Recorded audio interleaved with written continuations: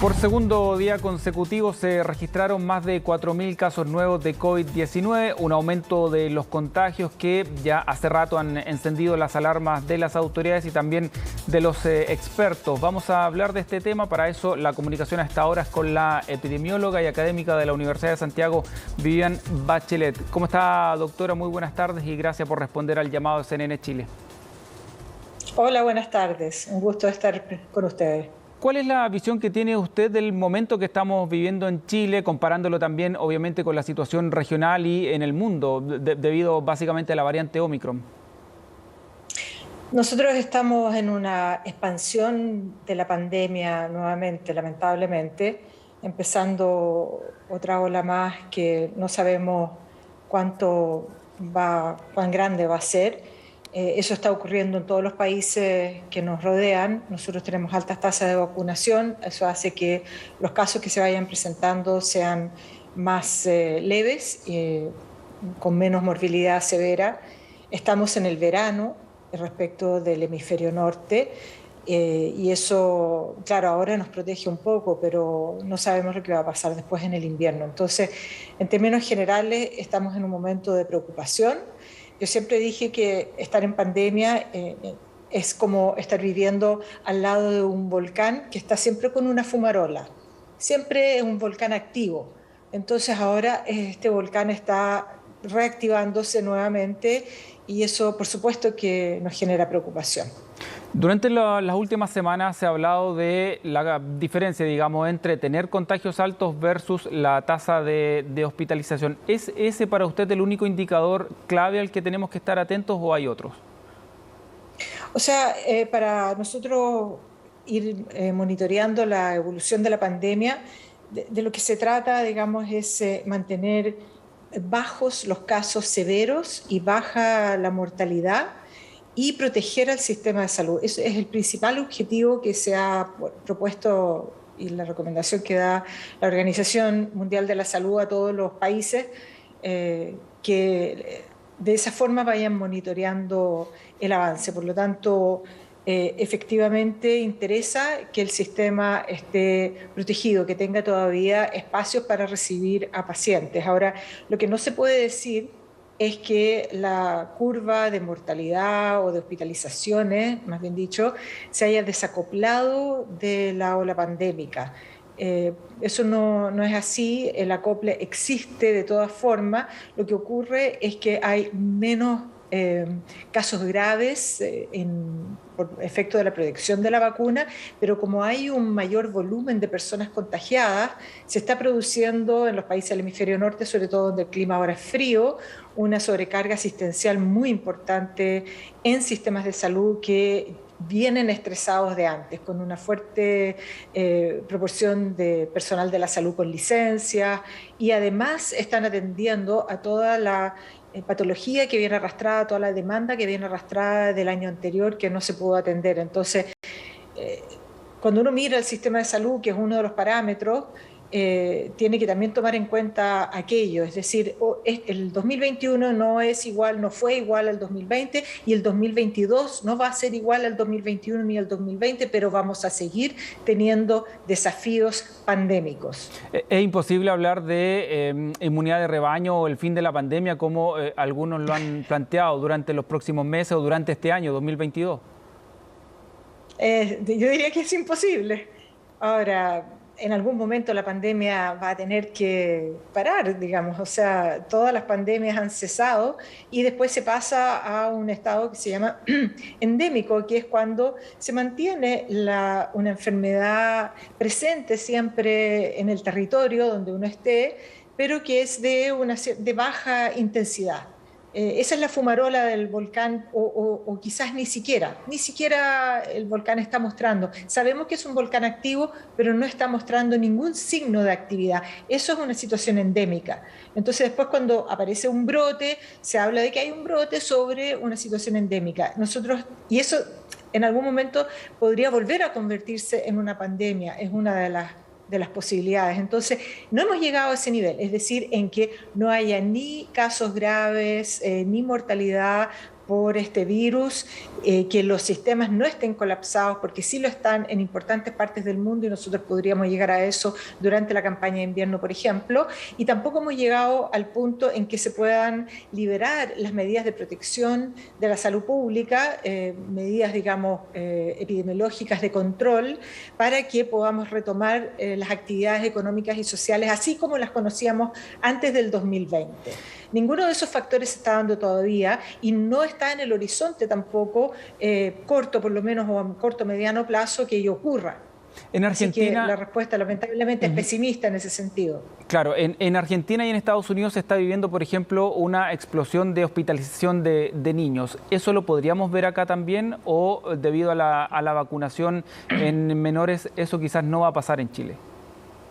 Claro, el hecho de que nosotros tengamos una mayor proporción de nuestra población vacunada, incluyendo la infantil, que es algo muy, muy bueno, nos va a brindar nos va a dejar, digamos, en una situación mejorada respecto de lo que está ocurriendo en otros países que aún no empiezan a vacunar la población pediátrica.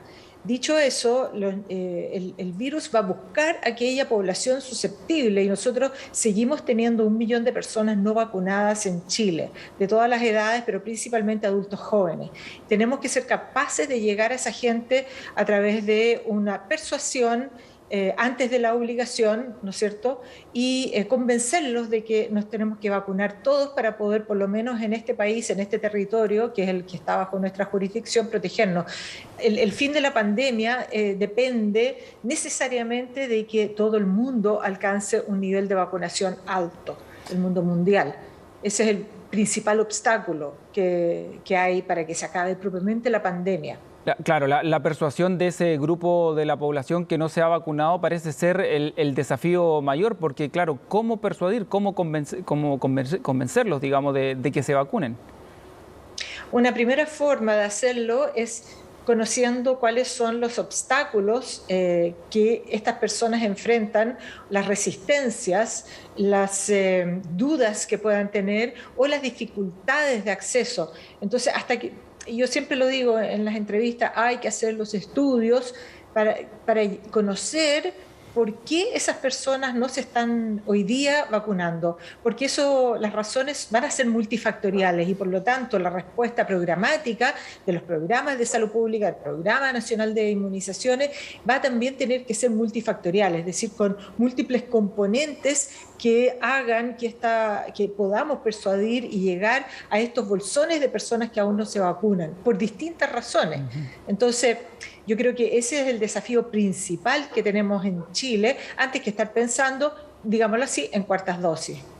Usted decía, no es el momento para relajar las medidas, se lo planteo al revés, es el momento para restringir aún más, por ejemplo, el tema de la frontera. Muchos han dicho que hay que volver a cerrar frontera o que las personas que lleguen al país, más allá de tener el esquema de vacunación completo, cumplan sí o sí cuarentena. ¿Cuál es su postura en eso?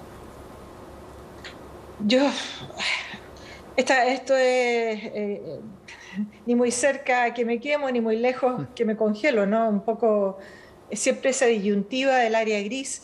Yo creo que es inútil poner restricciones muy importantes a nivel de las fronteras porque las variantes van a cruzar igual, las poblaciones migran igual y la gente igual hace muchas cosas aunque uno no quisiera que las hiciera. No podemos detener las transacciones, la interacción social. Ya lo hicimos durante 2020 de una manera muy sustantiva.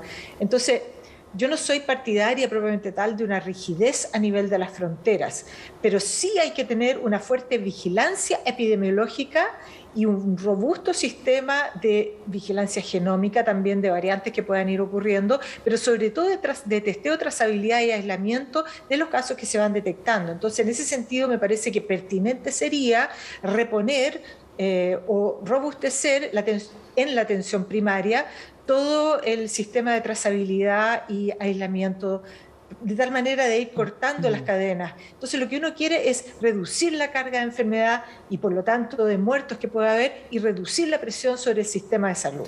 Y eso se hace a través de seguir los contactos, en fin, tener eso muy vigente. E introducir otras medidas también. ¿Y esa vigilancia genómica ha mejorado con el tiempo? Porque lo vemos en los balances que hacen las autoridades, que siempre lo destacan, que se está haciendo la vigilancia genómica, que se hacen exámenes.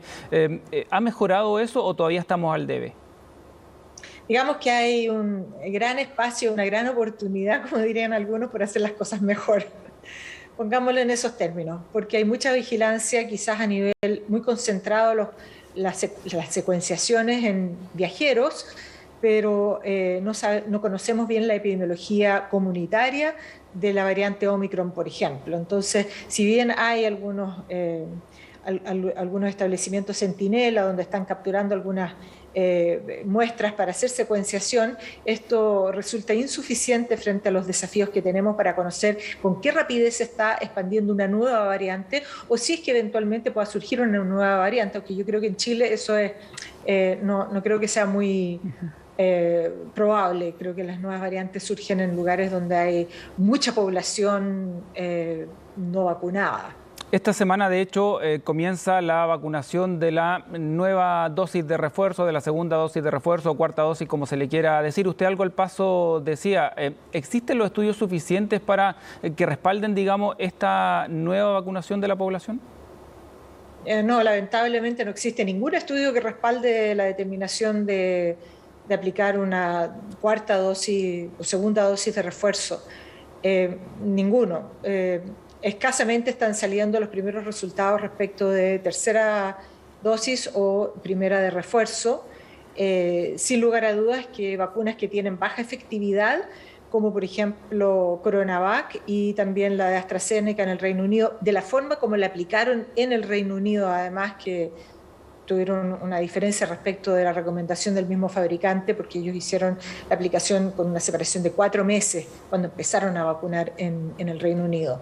Entonces, vacunas que tienen menor eficacia y después efectividad en el mundo real que otras, como las que tienen, por ejemplo, las que usan plataforma de RNA mensajero, muy posiblemente requieran una tercera dosis como parte del esquema primario para levantar para dejar el individuo en condiciones de responder bien inmunológicamente cuando se vuelva a enfrentar al SARS-CoV-2 en alguna de sus variantes. Entonces, los estudios apuntan a terceras dosis y probablemente entendida como parte de un esquema primario, no como dosis de refuerzo en ese tipo de vacunas. Pero no hay absolutamente nada y por el contrario hay recomendaciones en contra de empezar una cuarta dosis por mientras que el mundo todavía no llega ni siquiera a aplicar en muchos lugares las primeras dosis. Y también en nuestro país tenemos esa responsabilidad, como dije antes. Muy bien. Doctora Bachelet, muchas gracias por estos minutos con CNN Chile. Gracias a usted.